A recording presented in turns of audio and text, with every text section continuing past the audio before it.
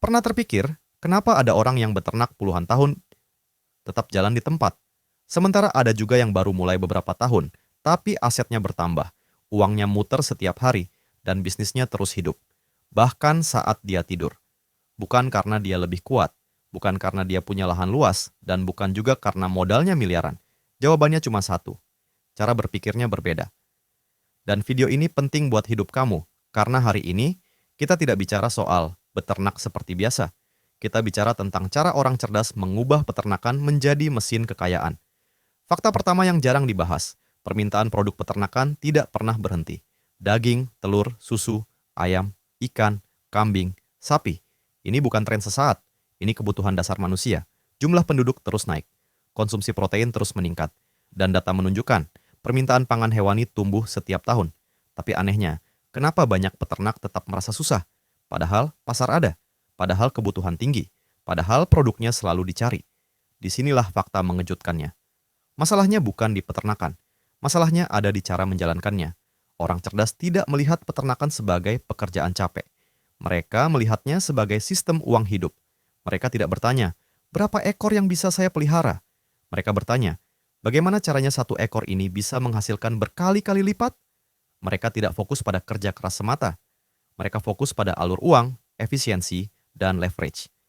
Dan inilah yang membedakan. Satu orang beternak ayam, habis panen, uang habis. Orang lain beternak ayam yang sama, tapi hasilnya diputar ke pakan mandiri, limbah jadi pupuk, kotoran jadi produk turunan, dan kandang jadi aset produktif. Hewannya sama, pasarnya sama, tapi hasil akhirnya jauh berbeda. Sekarang pertanyaannya buat kamu, kenapa sebagian orang bisa berhasil, sementara yang lain merasa selalu tertinggal? Kenapa ada peternakan yang terlihat sederhana, tapi diam-diam menghasilkan ratusan juta? Dan kenapa banyak orang pintar di kota, sekarang justru melirik desa, kandang, dan kolam? Jawabannya karena mereka paham satu hal penting. Kekayaan tidak dibangun dari kerja keras saja, tapi dari keputusan cerdas yang diulang setiap hari. Di video ini, kita akan membedah 5 jenis peternakan yang oleh orang cerdas diubah dari sekadar usaha tradisional menjadi sumber kekayaan jangka panjang. Bukan teori kosong, bukan mimpi manis, tapi pola berpikir, kesalahan umum yang harus dihindari, dan cara baru melihat peternakan sebagai bisnis yang bisa tumbuh, berkelanjutan, dan menguntungkan. Kalau selama ini kamu berpikir, peternakan itu capek, kotor, dan hasilnya kecil, mungkin yang perlu diubah bukan peternakannya, tapi cara kamu melihatnya. Jadi pastikan kamu simak sampai akhir, karena ini bisa jadi titik balik cara kamu memandang usaha, uang, dan masa depan. Sebelum kita bicara soal strategi cerdas, kita harus jujur dulu pada kenyataan di lapangan. Karena banyak orang gagal di peternakan bukan karena malas, tapi karena terjebak pola lama yang terus diulang dari generasi ke generasi. Hambatan pertama yang paling sering terjadi, peternakan dijalankan tanpa perhitungan bisnis. Banyak peternak memulai dengan niat baik, punya kandang, punya hewan, lalu berharap hasilnya akan datang sendiri. Masalahnya, tidak ada catatan biaya yang jelas, tidak tahu berapa biaya pakan per hari, tidak tahu titik impas, dan tidak tahu kapan sebenarnya untung atau rugi. Akhirnya yang terasa hanya capek, bekerja dari pagi sampai malam, tapi uang selalu habis di akhir bulan. Hambatan kedua, terlalu bergantung pada satu sumber pendapatan, satu kandang, satu jenis produk, satu momen panen. Kalau harga jatuh, langsung goyah. Kalau penyakit datang, semua berhenti. Padahal, orang cerdas selalu berpikir tentang banyak pintu uang dari satu aktivitas yang sama. Kesalahan umum pemula berikutnya adalah ikut-ikutan tanpa strategi. Melihat tetangga sukses ternak ayam, ikut ayam. Melihat teman panen lele besar, ikut lele. Tanpa riset pasar. Tanpa hitung modal. Tanpa paham siklus. Akhirnya pasar jenuh, harga turun. Dan yang baru mulai, jadi korban paling depan. Ada juga masalah klasik yang sering dianggap sepele. Tidak memanfaatkan limbah. Kotoran dibuang. Sisa pakan dibiarkan. Air kolam jadi masalah. Padahal di tangan yang tepat, limbah itu bukan beban, tapi uang yang belum diambil. Sekarang kita lihat contoh nyata di lapangan. Seorang peternak kambing kecil-kecilan, modal pas-pasan. Setiap panen, uang habis untuk pakan berikutnya. Tidak pernah naik kelas. Masalahnya bukan di kambingnya. Masalahnya ada di pola. Dia menjual hanya daging. Tidak mengolah kotoran. Tidak membuat produk turunan. Tidak membangun jaringan pembeli tetap. Bandingkan dengan peternak lain di desa sebelah. Kambingnya tidak jauh beda. Tapi dia menjual pupuk organik dari kotoran. Menjual bibit. Punya pelanggan tetap untuk akikah dan kurban. dan mencatat setiap rupiah yang keluar dan masuk. Satu orang sibuk bertahan, yang satu sibuk bertumbuh. Inilah realita yang jarang dibahas. Peternakan gagal bukan karena pasarnya kecil, tapi karena dijalankan tanpa sistem. Bukan karena kurang kerja keras, tapi karena salah fokus. Dan kalau masalah-masalah ini tidak disadari sejak awal, sehebat apapun peluang di depan, hasilnya akan tetap sama. Namun kabar baiknya, semua masalah ini bisa diubah. Bukan dengan modal besar, bukan dengan alat canggih dulu, tapi dengan cara pandang yang baru. Dan disinilah strategi baru masuk. Di segmen berikutnya, kita akan bahas bagaimana orang cerdas memanfaatkan teknologi, data, dan cara bertani modern untuk mengubah peternakan biasa menjadi sumber kekayaan yang bertumbuh. Setelah kita paham masalahnya, sekarang kita masuk ke titik baliknya. Karena orang cerdas tidak sibuk mengeluh, mereka sibuk mencari cara baru untuk mendapatkan hasil yang berbeda. Dan kabar baiknya, hari ini, peternakan punya satu senjata besar, teknologi dan pendekatan modern. Fakta penting yang jarang disadari, sektor peternakan termasuk industri yang pertumbuhannya stabil dan berkelanjutan. Permintaan protein hewani naik, pola konsumsi masyarakat berubah, dan pasar mulai menghargai produk yang konsisten, bersih, dan terjamin. Artinya apa? Artinya, peternakan yang dikelola dengan rapi punya peluang cuan jauh lebih besar dibanding peternakan yang hanya mengandalkan tenaga.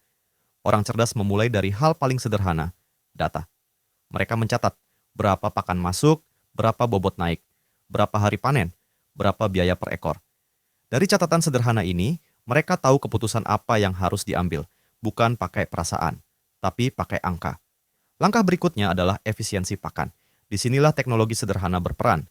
Fermentasi pakan, formulasi pakan alternatif, pemanfaatan limbah pertanian sekitar.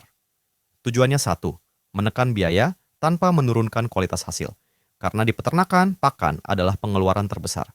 Siapa yang bisa mengontrol pakan, dia yang mengontrol keuntungan. Solusi modern berikutnya, sistem kandang dan manajemen. Bukan harus mahal, bukan harus otomatis penuh, tapi alurnya jelas. Sirkulasi udara baik, kebersihan terjaga, dan kesehatan ternak dipantau rutin. Sedikit perubahan di sistem kandang bisa mengurangi kematian, mempercepat pertumbuhan, dan meningkatkan hasil panen. Orang cerdas juga tidak hanya menjual produk mentah, mereka membangun nilai tambah, telur dikemas rapi, susu diproses, daging dipotong sesuai kebutuhan pasar. Kotoran diolah jadi pupuk, satu ternak, banyak sumber pendapatan. Dan yang paling krusial di era sekarang, akses pasar. Teknologi membuka pintu besar, media sosial, grup komunitas, marketplace lokal, kemitraan langsung dengan pembeli. Peternak tidak lagi menunggu tengkulak. Mereka mendekati konsumen langsung, harga lebih stabil, arus kas lebih sehat, dan usaha lebih tahan banting. Sekarang bayangkan ini, peternakan yang tadinya hanya hidup saat panen, berubah jadi usaha yang menghasilkan setiap hari, setiap minggu, setiap bulan. Bukan karena keajaiban, tapi karena sistem. Teknik-teknik inilah yang memperbesar keuntungan tanpa harus menambah beban kerja berlipat-lipat. Dan inilah yang dilakukan orang cerdas saat melihat peternakan. Mereka tidak bertanya, bisa nggak ya? Mereka bertanya, bagian mana yang bisa dioptimalkan? Di segmen berikutnya, kita akan melihat apa yang terjadi setelah strategi ini diterapkan. Perubahan nyata, hasil nyata, dan kisah sukses yang membuktikan bahwa kalau mereka bisa, kamu juga bisa. Sekarang kita lihat hasilnya, bukan teori, bukan angan-angan, tapi perubahan nyata yang terjadi saat peternakan dijalankan dengan cara yang cerdas. Awalnya, banyak dari mereka berada di titik yang sama. Skala kecil, modal terbatas, kerja keras setiap hari, pendapatan tidak menentu, harga naik turun, dan masa depan terasa samar. Namun semuanya mulai berubah saat satu keputusan diambil, berhenti menjalankan peternakan secara asal, dan mulai membangun sistem. Sebelum inovasi, satu siklus panen hanya cukup untuk menutup biaya dan bertahan hidup. Setelah inovasi, satu siklus panen menjadi sumber modal untuk pertumbuhan berikutnya. Mari kita ambil gambaran sederhana. Seorang peternak ayam petelur. Dulu, fokusnya hanya menjual telur mentah. Harga ditekan tengkulak. Margin tipis. Setelah berbenah, dia mulai mencatat biaya secara detail, mengatur pakan lebih efisien, mengemas telur dengan branding sederhana, dan menjual langsung ke konsumen tetap. Hasilnya, pendapatan naik, harga lebih stabil, dan uang masuk setiap hari. Contoh lain dari peternakan kambing. Sebelumnya, hasil hanya terasa saat momen tertentu, akikah dan kurban. Setelah strategi diterapkan, kotoran diolah jadi pupuk, bibit dijual, jaringan pelanggan dibangun jauh hari. Sekarang, bukan cuma menunggu hari besar. Arus kas berjalan sepanjang tahun. Inilah perbedaan sebelum dan sesudah inovasi. Sebelum, peternakan terasa berat, penuh ketidakpastian. Sesudah, peternakan terasa terukur, bisa diprediksi, dan bisa direncanakan. Manfaat ekonominya bukan hanya soal uang hari ini, tapi soal keberlanjutan. Usaha bisa diwariskan, sistem bisa dikembangkan, dan risiko bisa dikendalikan. Yang paling menarik, banyak dari mereka mengatakan hal yang sama. Yang berubah bukan ternaknya, tapi cara berpikir saya. Karena saat mindset berubah, keputusan ikut berubah. Dan saat keputusan berubah, hasilnya ikut berubah. Sekarang, coba bayangkan kalau kamu menerapkan ini. Peternakan yang tadinya hanya jadi pekerjaan melelahkan, berubah jadi aset produktif. Setiap kandang punya tujuan, setiap ternak punya perhitungan, dan setiap langkah punya arah. Bukan lagi sekadar bertahan, tapi bertumbuh. Bukan lagi menunggu harga bagus, tapi menciptakan nilai sendiri. Dan inilah pesan terpenting dari segmen ini. Kalau mereka bisa memulainya dari kondisi yang sederhana, tidak ada alasan kamu tidak bisa. Karena kunci keberhasilan bukan pada seberapa besar kamu memulai, tapi seberapa cerdas kamu menjalankannya. Di segmen berikutnya, kita akan susun langkah-langkah praktis yang bisa langsung kamu lakukan, tanpa bingung, tanpa teori berbelit.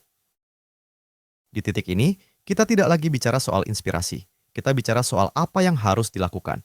Karena ide bagus tanpa tindakan tidak akan mengubah apapun. Orang cerdas selalu memulai dari langkah yang paling masuk akal, bukan yang paling muluk. Langkah pertama, tentukan satu fokus utama. Pilih satu jenis peternakan dulu, bukan semua sekaligus. Ayam, kambing, sapi, ikan, atau bebek. Bukan yang paling ramai dibicarakan, tapi yang paling masuk akal dengan kondisi kamu.